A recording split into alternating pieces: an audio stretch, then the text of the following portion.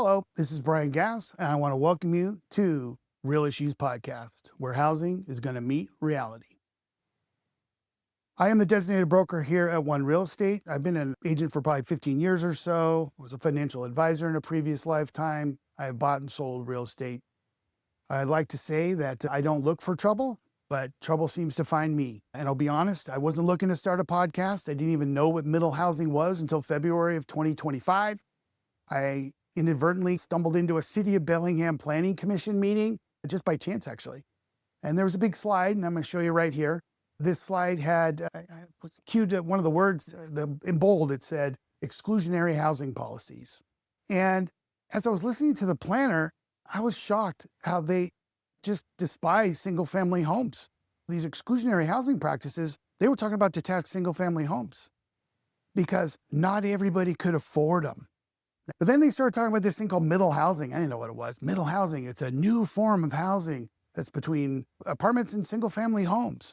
And they made it sound like you could own them. But then, because I know what I know, they're really just describing things that aren't new at all. In fact, they've been existing in time. They're all multifamily rentals: duplexes, triplexes, fourplexes, sixplexes, townhomes, ADUs, housing types that already exist. They're already owned, they're rented, they're rentable, but they're not really ownable by somebody in the sense of replacing a detached single family home.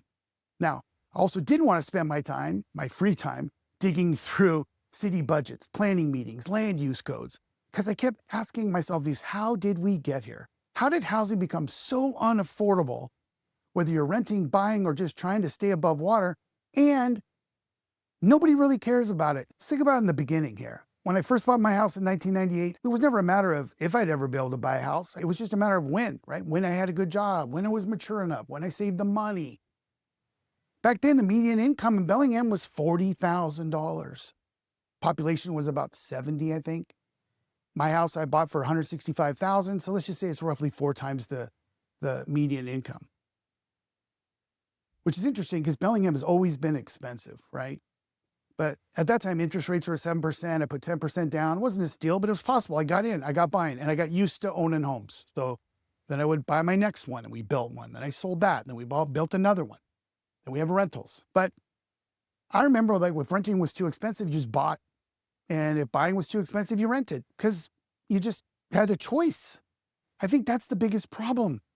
You fast forward to today, and essentially it's all rentals all the time. Homeownership opportunities have fallen from, in the city's own UGA estimates in 2003, they needed about 10,000 units. And they estimated 75% or so was going to be detached single family homes with lots that were probably over 10,000 square feet. Fast forward to now, they hit their goal of units, but they're not going to tell you that 75% of what was permitted is rentals now.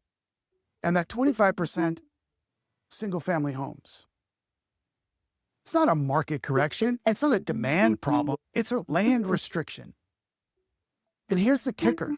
There's still just as many single family lots zoned that they had in the UGA in 2016 and when Bellingham had 85,000 people to right now. About 500 homes less out of 2,200. Yet these same planners and policymakers who bought their homes at 4 times the median income now want to tell first-time homebuyers, you just can't expect to have a home with a yard or 10,000 square foot lot or a place to park or a place for your friends to visit or your family to visit. Now, the bigger issue is there is enough land. The state's own urban growth calculations prove it. Bellingham's growing less than 2% a year. City still hoards land. They slow roll permits. They put layers and layers on fees that make home ownership harder. They restrict land, the very land they say that there's available. They know that after you put all the critical areas and all the other things you'll learn on this podcast, that the city doesn't, they're purposely making it look like it isn't. Things like they're buying property outside the UGA to keep us from expanding. And when they do buy stuff, or when they do possibly ever annex like they did in Cordata, or anything else they've annexed since, I think the last time was 2019 maybe, they keep 60% of that in open space, only 20% for residential construction. I want to let you know too, this is kind of a warning for anybody who owns homes. And you shouldn't be cheering about this crazy expense that Bellingham has. Who's going to buy your house when it's time to retire or sell? Who's going to enroll their kids or grandkids in Bellingham schools when we are the second most unaffordable city in all of Washington? Those people are going to go to other cities, Linden, Bellingham, or Linden, Ferndale, Blaine.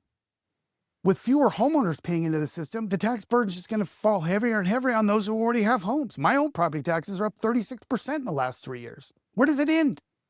When does Bellingham become the Aspen of the Northwest, like some sort of badge of honor, where the houses are $3.5 million average sale price? Nobody can live here. Here's the fun fact, though. Aspen has a smaller median income than Bellingham. So, at the same time, you got the state and cities keep pushing this multifamily rentals under the guise of middle housing, which they're just pushing multifamily rentals into every neighborhood under the banner of affordable housing. And like, we're supposed to just not comprehend that density isn't without risks to property value, safety, and stability. I started this podcast not to complain, but it's to cut through the spin, expose the gaslighting, and fight for real solutions that restore choice. The choice to rent and not be excessive. The choice to own if you want to. And the choice to build a future and build wealth. Now, if you're ready for housing policy without the fluff, subscribe and join me, because here at the Real Issues Podcast, housing's going to meet reality.